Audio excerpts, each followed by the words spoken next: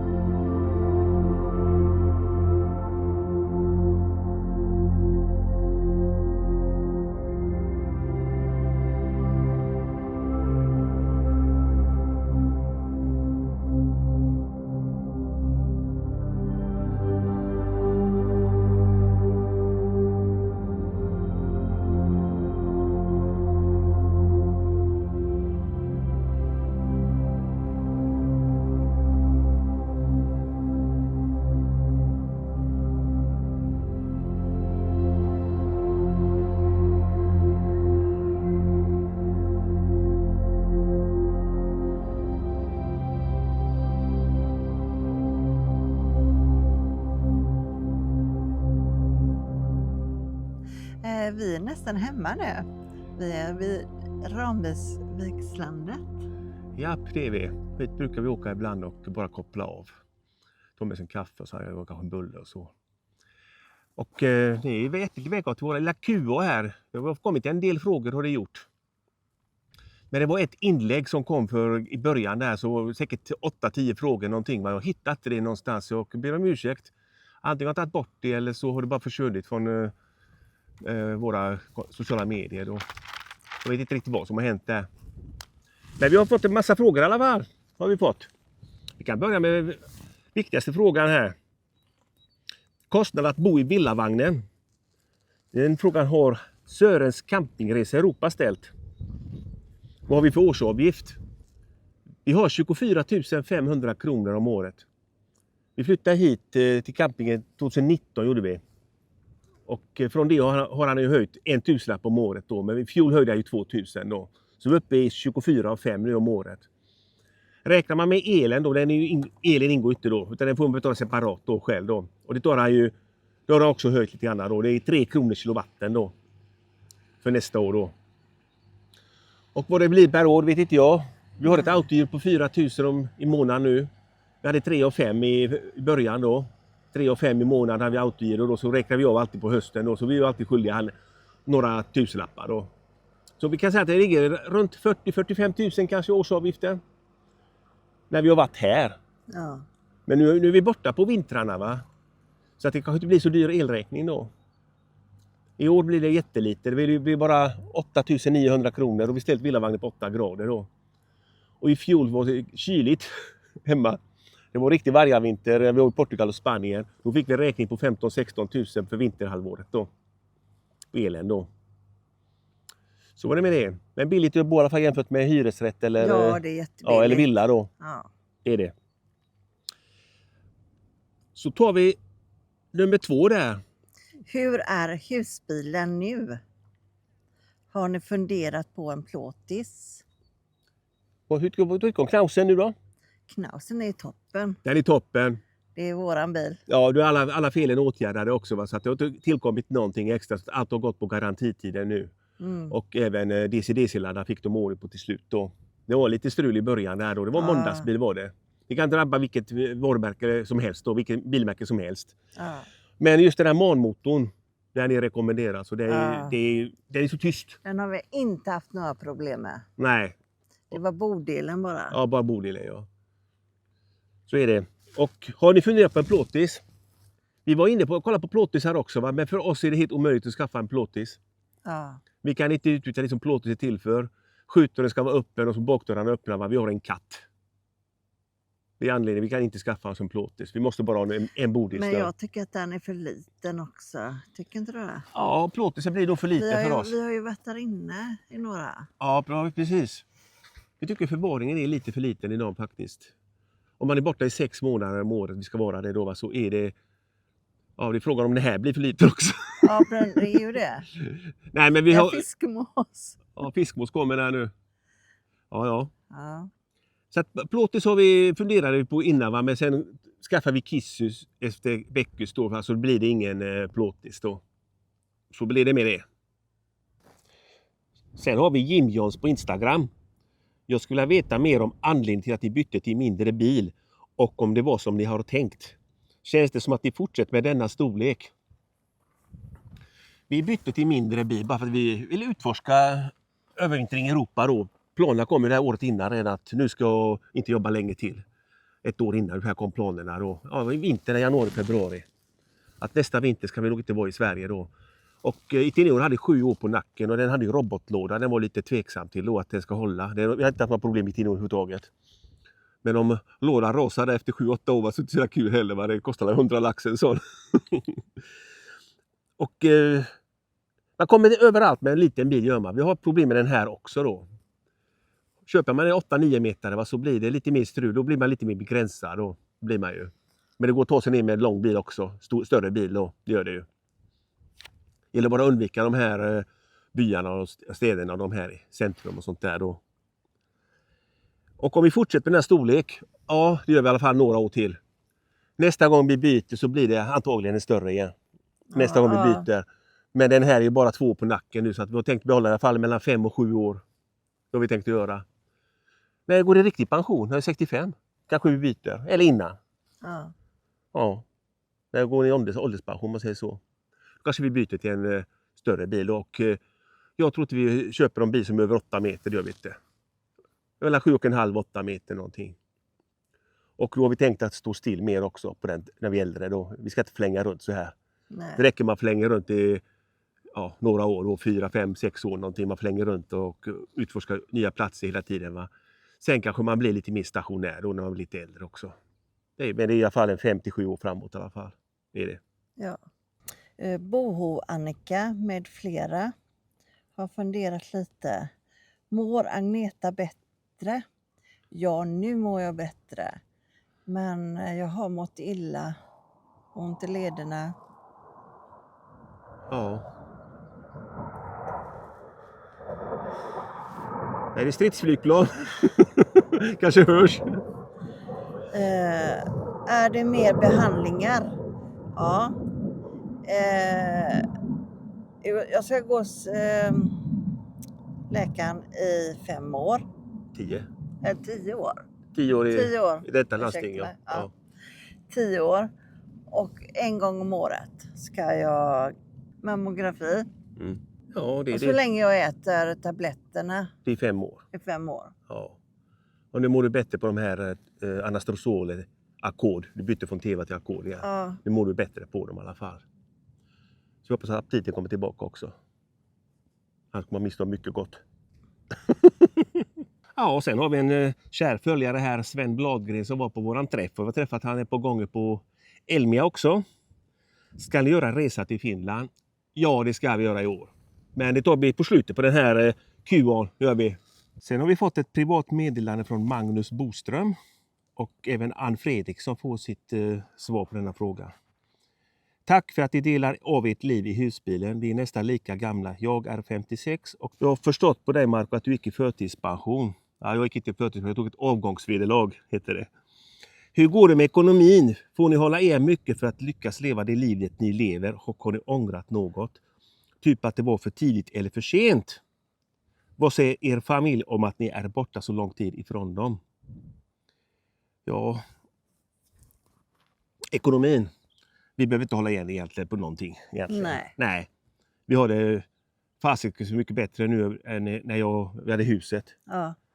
Allt som vi fick Ja, det har sparat var gick till virke och målarfärg och rabatter och växter och allting. Va? Nu har vi bara billigt boende. Ja.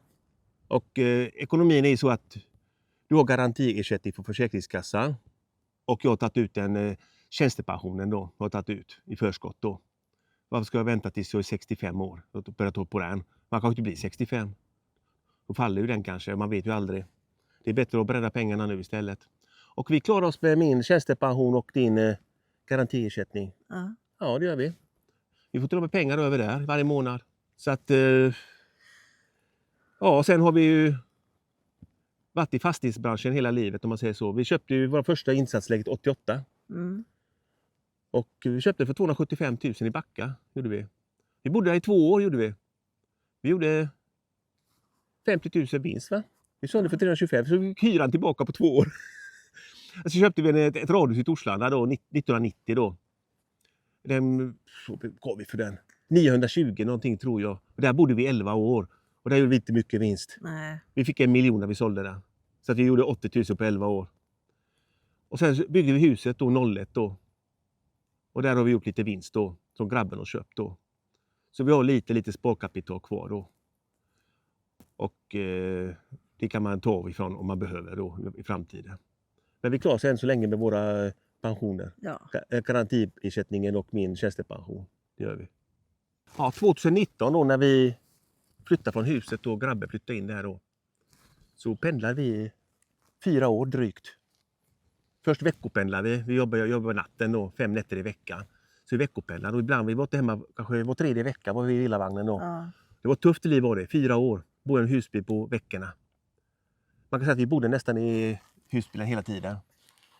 På helgerna så åkte vi hellre till öarna då. Så det var så kort väg att åka dit från Volvo då. Och istället för att lägga 700-800 spänn på diesel här var som dyrast då. Så bättre att lägga 400 på 2 dygn på ställplats. Så, och var man nära på söndag när man åkte till jobbet så tjänar man ju 300 spänn då. Till Öckerö. Öckerö, Hörneklova, Ja. vad är det mer vi stod på? Björkö. Björkö, Knippla har vi stått på. Ja. Mycket sådana ställen har vi stått på. Och de här 4 åren vi pendlade då så rörde vi knappt min lön överhuvudtaget. Lite grann kanske ibland. Vi klarade oss ganska bra gjorde vi. Så Ja. vi la allting på sparande gjorde vi.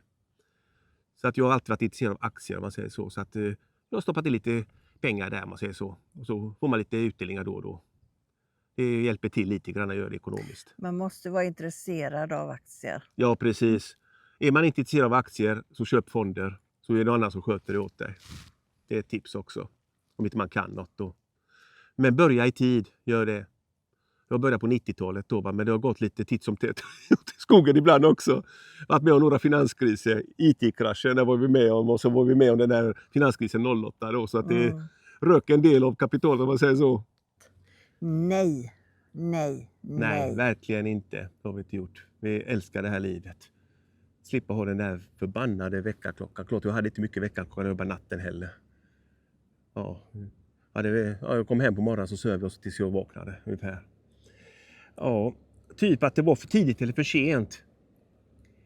Ja, det var ganska lagom egentligen. Men ibland ångrar man att man gjorde det för sent. Ja. Lite för sent. Vi hade kunnat göra det kanske 3-4 år tidigare då. Hade kanske kunnat göra det. Men då hade ju inte vi haft lika mycket sparande heller. Då hade vi börjat leva efter de premisserna då istället. Men vi hade klarat det hade vi gjort. Ja, nu får Ann Fredriksson svar på sin fråga också här och även Magnus Boström. Vad säger er familj om att ni är borta så lång tid ifrån dem?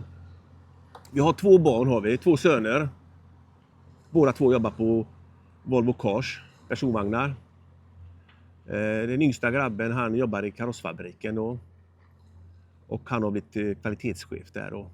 Så att han är högsta kvalitetschef på karossdelen då. Och den äldsta grabben, han har också jobbat där. De är på hos 10 va? Jag tror det, på Volvo bägge två. Och den äldsta grabben, han var svetsare på varvet i 5 år först. Sen tog jag in han på Volvo då han kom in där och genom mig då. Och sen jobbade så svetsade det jättelänge. Sen kom han in på underhållsutbildning där. Man körde en underhållsutbildning för underhållare då. Garanterat jobb inom underhåll då. Då fick han ett 4-skiftsjobb i monteringsfabriken då. Han trivs som fisken i vattnet. Så han slipper också produktionen då. Så båda två har en yrkesroll helt enkelt. Från verkstadsgolvet då. Den yngsta han håller på med mest med datorer och diagram och paragrafer. Men den äldsta han får skita ner fingrarna.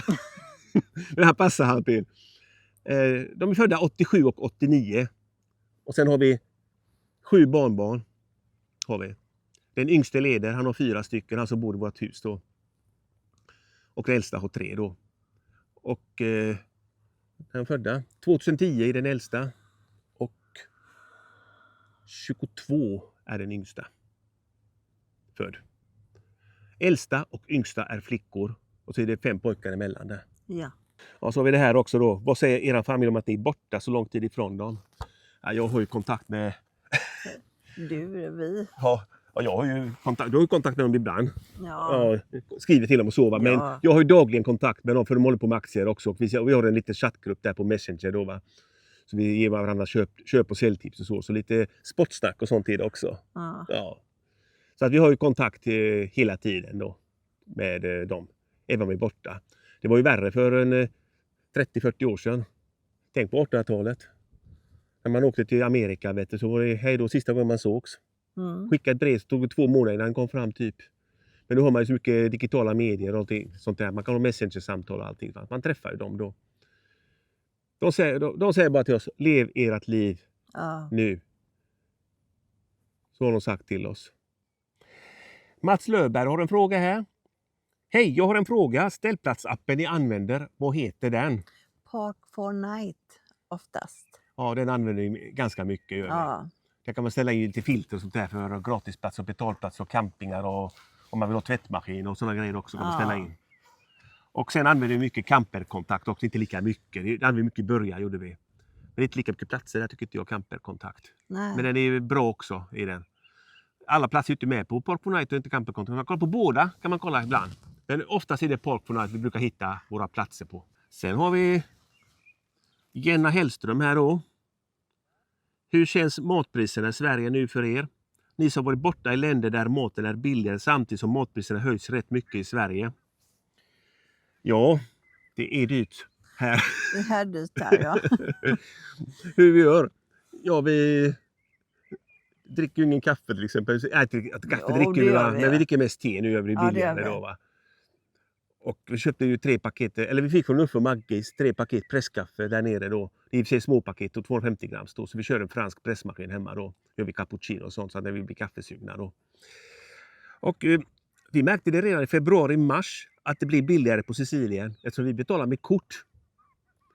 Och kronan har blivit starkare ju hela tiden va. Så det blir bara bättre och bättre kurs när vi handlar med kortet då.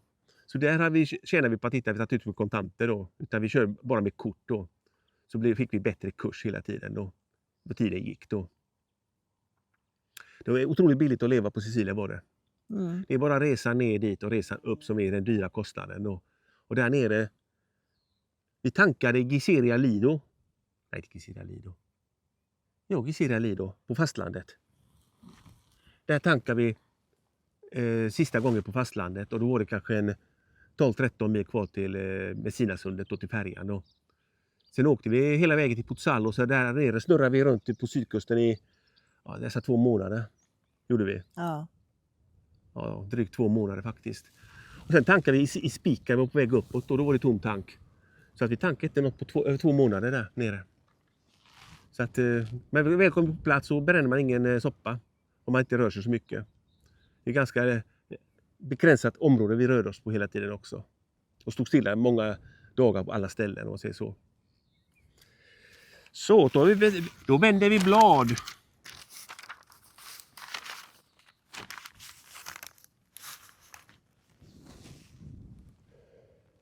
Christer Frey. Hur går det att köra med farfarsregler? Hur funkar det i Finland? Har ni något intyg på dessa regler? Och ni som inte vet vad farfarsregeln är, va? Det är så att man kan köra en personbil klass 2 med B-kortet om den är tagen innan 1 juli 96. Och den har inte fått vara återkallad heller, för då mister man farfarsregeln. Då får man ta C1 då, eller C-kort då. Och det funkar bra i Finland. Det funkar i alla EU-länder. Men Norge var inte med i EU, men där är ju någon annan EES-avtalet som gäller där. Och där var det lite strul många år, vet jag. Men nu har de tydligen godkänt den då. Men man vet aldrig om den lokala polisen vet om det. Schweiz får vi inte köra till. Jag har bara B-kort. Bilen är viktad till 4 ton då. Så Schweiz kan inte vi åka till, och det är lika bra det, för det är dyrt land. Men skulle de inte öppna Ja, den? ja, de skulle höja den här B-kortsgränsen till 4250 har jag läst. Och hoppas de ändrar det även i Schweiz. För Schweizaren sa att de skulle ändra till 4250. Då tror jag att vi får köra med B-kort upp till 4250 i Schweiz. Det är vad jag tror i framtiden om några år då. De hänger med i EU där, gör de att de höjer till samma totalvikt då för B-kort då. Och har ni något intyg på dessa regler? Ja, det har vi.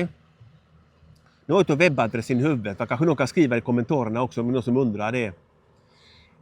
Den är webbadressen då från EU-direktiv då. Från EU-parlamentet då. Jag har ju skrivit ut dem på en 7-8 språk, någonting har jag gjort. Den här svenska undantagsregeln för farfarsregeln då. Så att om en polisman som säger till mig, du har B-kort, du får inte köra den här bilen, ställ bilen här i med nycklarna, va? Så visar jag den här lappen då, va? Att jag får visst köra. Så visar jag EU-direktivet och sen får det ta den diskussionen på plats, va? Men man kan säga att vi har inte behövt, vi har kört husbil sedan 2011. Har vi haft husbil sedan. Det är 14 år nu. Och vi har varit utomlands ganska mycket. Jag har aldrig blivit frågad på körkortet. Inte någonstans. Jag har aldrig blivit stoppad för viktkontroll eller körkortskontroll eller sånt där, va. Pass har de fått visa på gränserna då ibland. Men det är knappt det. Nej.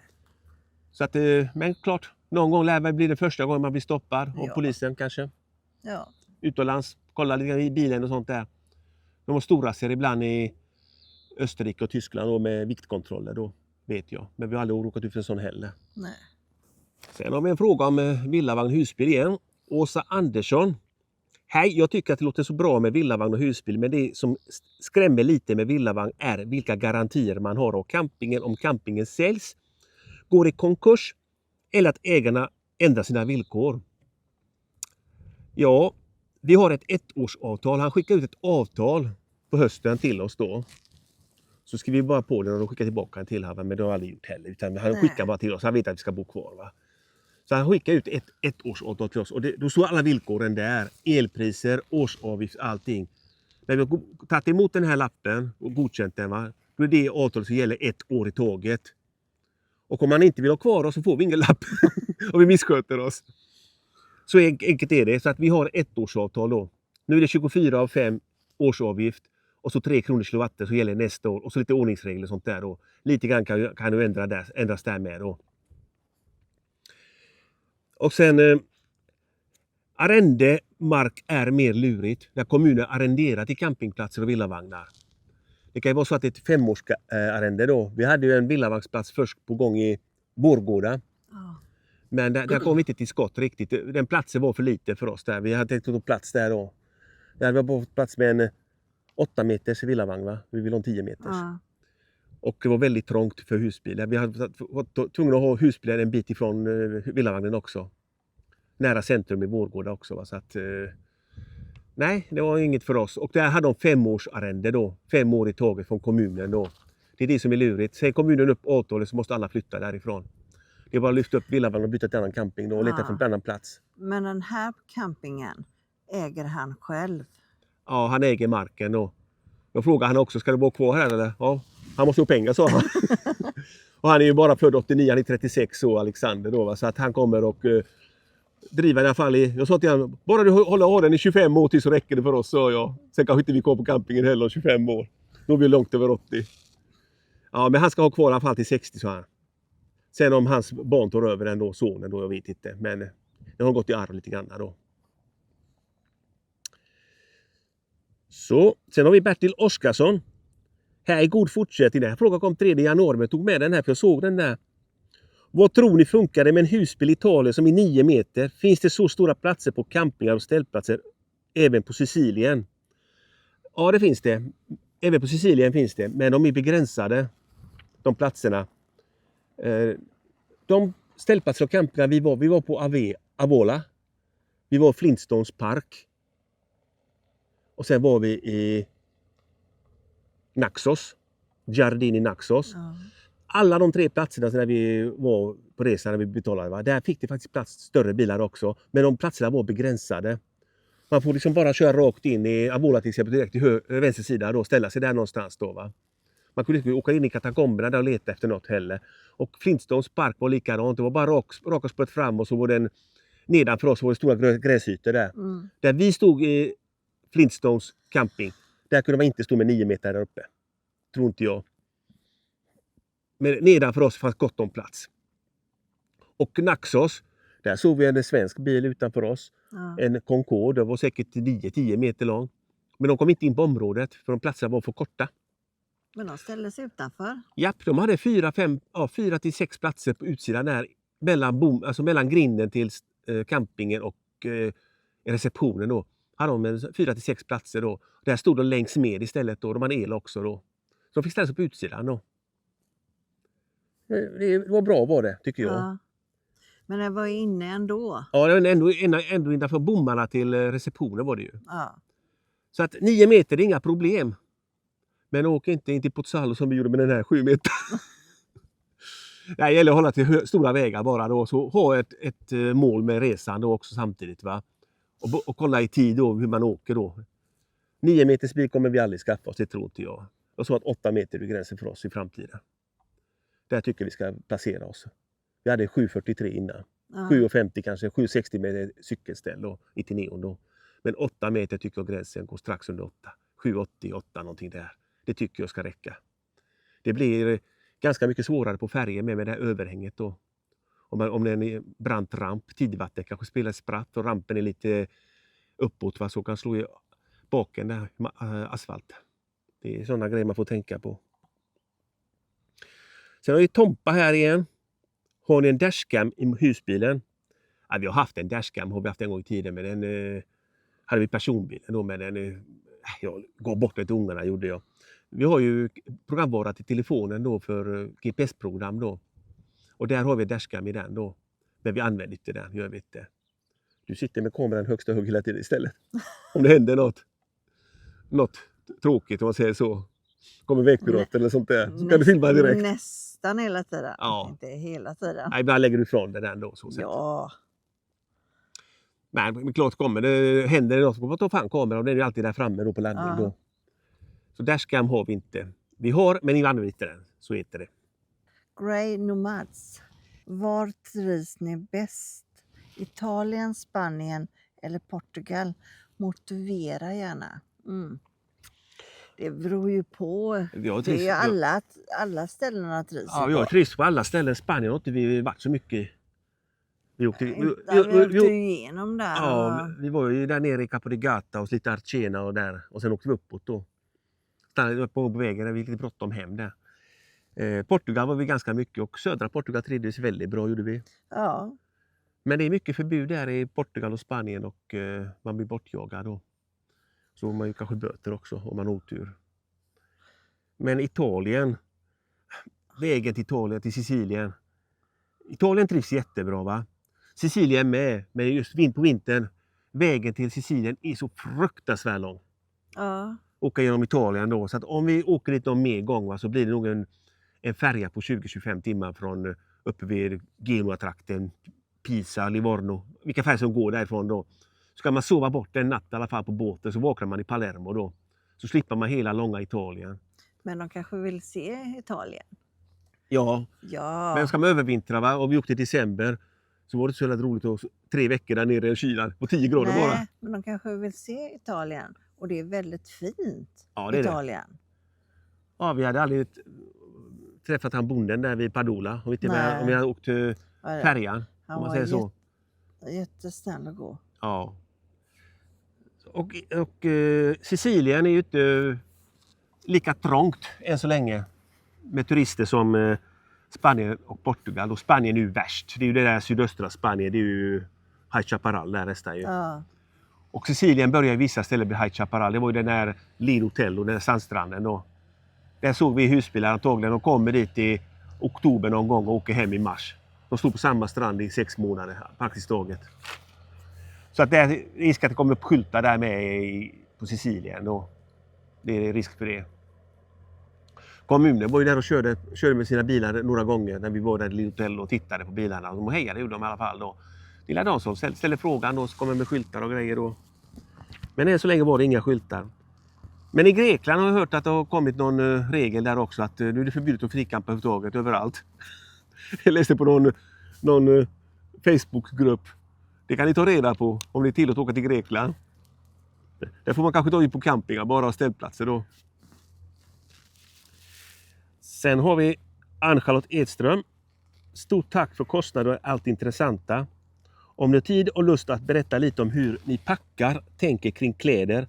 Allt är intressant för en novis. Jag packar ner det jag vill ha med mig. Och den platsen som blir över på Marco. Schysst. Ja, jag har lite höna också. Nej. Nej, jag har faktiskt delat upp skåpen har vi gjort va. Så att det är liksom det gäller att packa hur man ska packa. Ja. Vi har t-shirtar går åt. Långbyxor och sånt där går inte åt så mycket tycker jag för de blir så sketa så fort va. Och kommer tvätta dem då va. Men t-shirtar blir det där man svettas oftast. Och Trosor och kalsonger. Ja. Det tar vi med så många som möjligt. Vi brukar ha med oss ett 20-tal i alla fall så räcker det i 3 veckor i alla fall då. Så att sen kan vi tvätta dem i hinken eller handfatet då, eller på en ställplats om de har vatten och sånt där, så tvättar vi dem där bara hänger upp på tork. De torkar på en timme bara. Och sen sängkläder. Det har vi med oss 4 uppsättningar. En som är bäddad och så 3 i garaget i en plastlåda då. Och där har vi även tvättmedel och sköljmedel och lite mediciner och sånt då i garaget då, en plastlåda då. Så att när vi var första vinterresa hade vi med oss 3 uppställbara till sängen då. Och vi blev sjuka komporta där. Ja. Då hade vi inget som var rent och ingen tvättmaskin. Då fick jag lukta på vilket som var rena så tog man den då tills man hittade en tvättmaskin då. Så hittade vi en tvättmaskin i Bilar och Bispo, där tvättade vi ganska mycket gjorde vi. Men det finns ju tvättmaskiner, lite maskiner och lavenderier och sånt här då va. Men jag tycker 4 uppsättningar med sängkläder ska man ha med sig i alla fall om man är iväg i 6 månader. För att man byter helst en gång i veckan. Ja. Sängkläder då. Det får man göra. En gång i veckan får man byta då.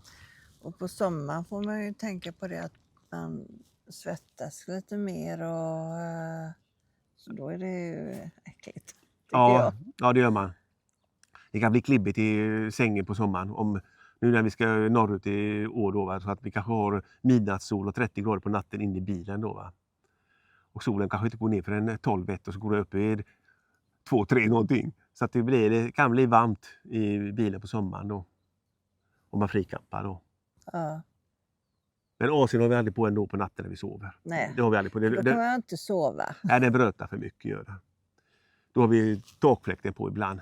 Jag måste ha knäpptyst när jag ska sova. Ja, precis. Är det en klocka som klickar så tickar så störs du av det. Ja. Och hur mer vi packar? Vi har med oss det vi behöver egentligen. Vi har inte med oss för mycket jackor heller. Vi har med oss varsin vinterjacka bara. Det räcker. Och så har vi såna här med oss bara. Hoodies. 2-3 stycken på man kanske. Såna här. Det räcker ju. Det är ju t-shirtar och trosor. Och strumpor som är akut. Vi har lite kökshanddukar med oss. 4-5 stycken. De tar inte stor plats. Kökshanddukar då. Så har vi 4 stycken handdukar till toaletten. Små handdukar då som har tvättat sig då. Så har vi 2 badlockar med oss. Ja. Och katten har en egen handduk. Ja. Katten. Den lägger vi där framme vid instrumentbrädan då, så att det inte blir märken när hon hoppar upp och hoppar ner och så. Det är vad vi har egentligen. Och så, jag tycker det är så individuellt. Man har ju klänningar och kjolar och byxor. Ja, vissa har med sig högklackat, det har inte vi. Nej, Inte jag i alla fall. nej, inte jag heller. Nej, precis. Nej, jag kan inte gå i högklackat. Nej. Och vad är mer? Och varje resa vi har gjort nu, va, så när vi kommer hem, så nu tills vi kommer hem nu. Detta är våran andra övervintringsresa, tredje långresa om man säger så. Så det som inte vi har använt på den här resan, det åker ut. Ja, det gör det. Och varje resa får vi rensa lite. Nej, det har inte vi använt, det åker ut. Det har vi inte använt, det åker ut. Och så rätt som vi behöver man det kanske sen. Vi hade våffeljärn med oss en gång, vi hade till varma mackor och det våfflor och grejer. Och så ställde jag den på högkant i skåpet. Va? Så det var ju olja på det så det rann in i skåpet där. Så att det var ju inte så trevligt. Här kommer en humla. Det var närgången. Så att våffeljärn var inte heller med oss längre. Fritösen ska med i alla fall, det vet jag. Mikro köpte vi på Jula, en billig jävel för vad kostade den? 399 eller något sånt där, 499. Inför den här, den där resan köpte vi den tror jag. Så det var ju välbehövligt där just. Men vi vet inte var vi ska ha den. Nej, nu har vi den på stolen där då. Eller den där soffan då. Den Det är tvåsitsgruppen då. Ja, det sitter ju ingen där inne ändå. Nej, det gör det inte, men ändå. Ja. Har man den i garaget så använder inte man mikron. Det kan bli så också. Man orkar inte gå dit och göra något. Vi har eluttag i garaget, va? Men då kanske inte man använder den istället. Struntar man i det. Ja, och fritösen är ett måste i alla fall, det vet jag. Den drar inte så speciellt mycket om man står och frikampar. Den drar kanske 30% av batteriet om man ska göra pommes frites. Mm. Sen om man försöker köra nästa då spelar ingen roll. Då laddar man upp igen då. Ja, tar vi nästa fråga här. Paul Stjernqvist. Tack för kostnadsinfo för vinterresan. Hur många mil körde ni? Ja, vi glömde nollställa trippmätaren gjorde vi ju då givetvis. Det brukar vi göra alltid, nollställa den. Och vi brukar alltid glömma nollställa, men heter det ju. Och jag mätte nu från Kungshamn från camping till Pozzallo så är det 3200 km, 320 mil. Så tur och retur raka spåret är 640 mil. Så åkte vi lite grann till österut där i Italien först i början och så åkte runt lite grann i Italien då. Sicilien då. Så att i alla fall 700 mil tror jag vi åkte. Det är 640 mil tur och retur. Så vi åkte säkert en 600-700 kilometer gjorde vi sammanlagt. Ungefär en tank om man säger så. Det var en tank vi brände på Sicilien. Mm. Så vi säger strax över 700 mil kanske. Denna resa gick på. Vänder vi blad.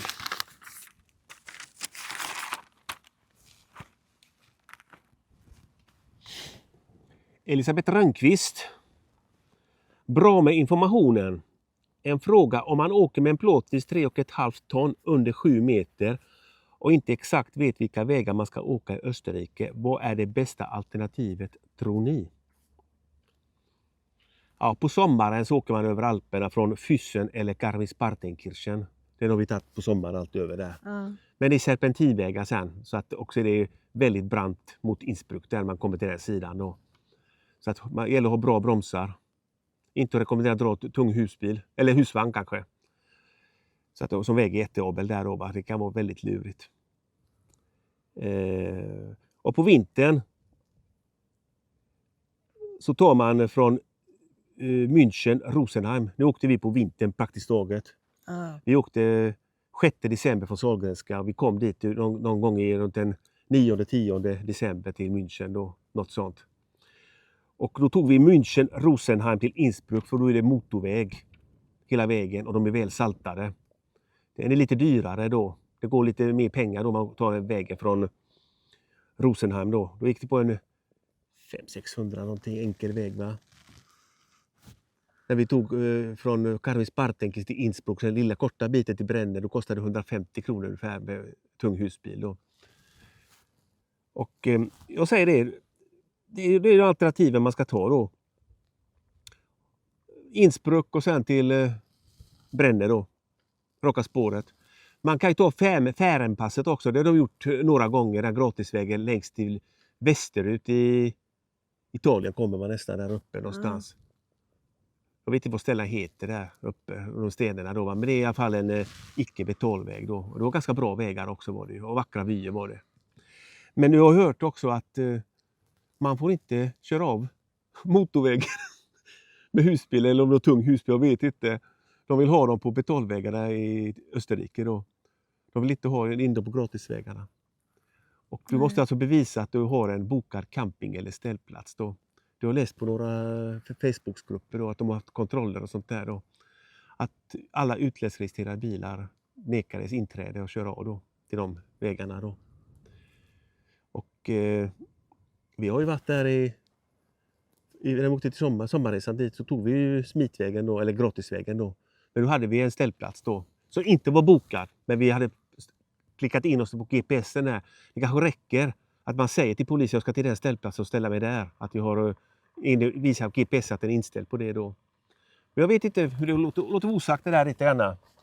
De vill gärna ha bilarna på betalvägar, har hört i alla fall, men jag är inte helt 100 på det. Jag har läst i olika grupper bara. Och så Brännepasset då. När de kommer till italienska sidan så är det väldigt krokigt är det ju. Motorvägen är tvåfilig, väldigt krokig. Efter en kurva, rätt som efter en kurva kan det vara lastbilskonvoj som står still. Det råkar vi ut för nu när vi åkte på natten, det var mörkt. Fick ställa mig där och sen fick jag vänta lite stund tills jag såg att det var några 100 meter till raksträckan fast jag kunde byta fil snabbt då va. För det stod helt still och klockan var ganska mycket redan. Det var 6-7 någonting och vi skulle till Ala då. Så jag fick byta fil där. Men den är väldigt krokig i alla fall på italienska sidan. Österrikes sidan var mycket bättre att köra tycker jag. Ja, vi tar det här med vignett också i Österrike. Under 3,5 ton är det vignett då. Och ingen aning vad det kostar. Vi har aldrig köpt en vignett. Mellan 7 och 9 euro kanske. Gäller en vecka eller en dag, ingen aning. Men Asfinag heter det österrikiska bolaget som säljer dessa då va. Man kan köpa på online eller köpa på bensinstationer vid gränsen då. Under 3,5 ton. Har du över 3,5 ton så måste du ha en GoBox. Och när vi åkte med våran Knausen där första gången så hade inte vi skulle aldrig hinna fixa någon för det tar ju flera veckor när man får hem en från Öresundspay då. Så vi åkte bara så här och sen skaffade vi en på en bensinstation i Österrike då när vi kom in där då. Och vi fick ladda den med 80 euro någonting och sen hade vi 50 euro kvar på den när vi kom hem. Ja, vi lämnade in den nu i denna resan då. Gjorde vi. Lämnade in den. När vi var i Italien då. Så nu har vi skaffat en Öresundspay.com då. 1006 kostade broarna då. Vet jag. Och det var lite billigare hem och 900. Och 33 kronor billigare hemvägen var det för danska kronan. Alltså svenska kronan blir starkare än danska kronan så var det ja. Så 33 kronor billigare på hemvägen då. Och den får man ju programmera om för Österrike då får man göra. Och det gör man på Öresundspay.com hemsidan. Och även för tilläggsavtal då för Stora Bältbron då. Det är de avtalen vi har då, Stora Bält och Österrike då på våran Öresundspay.com. Och vårt betalkort registrerat på det så dras direkt från kortet då. Och det är jävligt bra i det, tycker vi i alla fall. Nu har vi kommit till sommarresan. Japp, det har vi gjort. Och vart bär det iväg? Till Finland. Ja, till att börja med. Vi ska ju jordsätta min pappas urna i graven där då. I den byn han kommer ifrån då. Även morsan kommer från samma by då. Så att de ska få sällskap igen med varandra. Vi har varit ifrån varandra nu i 15 år. 15 år sedan morsan gick bort då. Så att nu ska han gravsättas där och sen blir det lite bök första veckan där då. Det blir det ju. Det blir ju... Ja. Ja, det blir bouppteckning, bankbesök. Bouppteckare var en gammal pensionerad bankman som skulle fixa och så var det bankbesök med konton och sånt där också. Det är alltså en bouppteckning till och den här i Sverige är inte klar. Ja, vi får se hur det går. Men så här ser resan i alla fall ut. Vi förklarar. Vi lämnar västkusten och åker rätt upp kortaste vägen till ostkusten i ena hela Sverige. Sen tar vi E4 upp till färjan i Umeå. På söndagen 25 går färjan över där. Vi tar Vasaline över och sen i Ilmajoki ska pappa jordfästas. Sen åker vi rätt österut till Joensuu och sen till Kontiolax för det stället gillar vi. Förra året åkte vi söderut. Nu åker vi norrut istället längs östra gränsen till Rovaniemi. Och därifrån åker vi till Sverige och raka spår till Gällivare och sen tar vi inlandsvägen neråt Vi gillar fjällen och det här. Och om vi har tid så har vi även vildmarksvägar och flera stopp där. Där har vi varit många gånger och vi älskar det istället. Bara vädret är med oss. Sen tar vi E45 ner genom hela Sverige igen till Värmland och förbi Frykensjöarna, Åmål och så hem till Kungshamn igen. Sen får vi se hur nära verkligheten det här blir.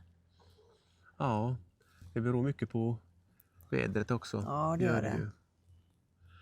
Och hur länge vi ska vara borta, ingen aning. Det är som förra året kanske. Nu åker vi den 25 maj då. Gör vi. Men vi ska ju sticka hemifrån på dagar tidigare då. Den 23 maj kanske vi åker härifrån. Eller ja, fredag senast. Söndag har vi båt då. Sen åker vi till... Det blir ju inte riktigt som vi har planerat. Nej, första veckan blir som den blir. Ja, Sen resten får vi se hur det blir. Men vi har i alla fall gjort en liten grovplanering hur vi ska åka i alla fall. Ja. Då. Ja, 8 till 10 veckor. Vi kanske kommer hem i slutet på juli någon gång. Augusti, början på augusti till Sverige igen. Någonting sånt. Till villavagnen. ja. Ja, det var inga mer frågor ni hade så. Det var det vi hade att komma med och la till lite grann här själv då. Sånt som inte ni har ställt frågor på. Och är du sugen på något nu? Ja, kaffe. Ja, nu hämtar jag kaffe. Det är gjort förtjänta av. Så. Nu har jag värmt den i mikron i husbilen. De här. Vad heter det? Panini. Panini. Italienskt. Italiensk panini. Vegetariska. Vi hade ingen skinka hemma. Ingen chorizo heller. Så ser de ut. Du gjorde 6 stycken i morse. Ja. Separna. Och du åt en och jag åt 2. Nu är det 3 kvar så det blir 2 till mig och 1 till dig. Ja, Du behöver inte öppna så. nähä. Öppna den gröna bara. Vet du ofta vi använder termos, men det händer. Det var en större termos annars. Det ligger i bilen Så, va? va? Ja, så ja. Perfekt. Då halv kopp bara för det är rymmigt så mycket där. Kanske bara jag som får kaffe. Lika ska vara lika. Ja. Du har mer än mig. Hur kommer det sig att kaffe smakar så förbaskat kort? Jävlar, jag fick mer. Ja, det gör inget. Du är mer kaffemänniska än vad jag är. Jag slutade jobba. Då drack man kaffe på Volvo. Det var gratis. Så, nu testar vi de här panini. Och papper här också, lite kladdiga va? Ja. Så, jag hade inga bullar hemma så vi fick ta panini med oss. Det går lika bra det. Du gjorde dem i... Vad är det för bröd? Tortillabröd va? Vad heter det? Panini. Ja, men Paninibröd. Aha, var det paninibröd? Mm. Okej. Jag blåser det. Och mozzarella och tomat och basilika. Och så en liten ostbit över. Och parmaost. Ja, parmaost. Ja, för jag såg påsen i soporna. Det var sista parmesanosten vi hade. Ja. Mm. Ja, ni ska ha stort tack för att ni har varit med på den här lilla frågestunden av QA. Och tacka för alla frågor ni har ställt. Ja.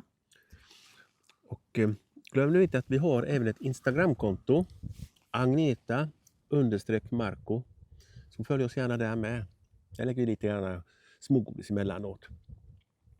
Sen har vi en Amazon-shop. Ja. Ja, det har vi.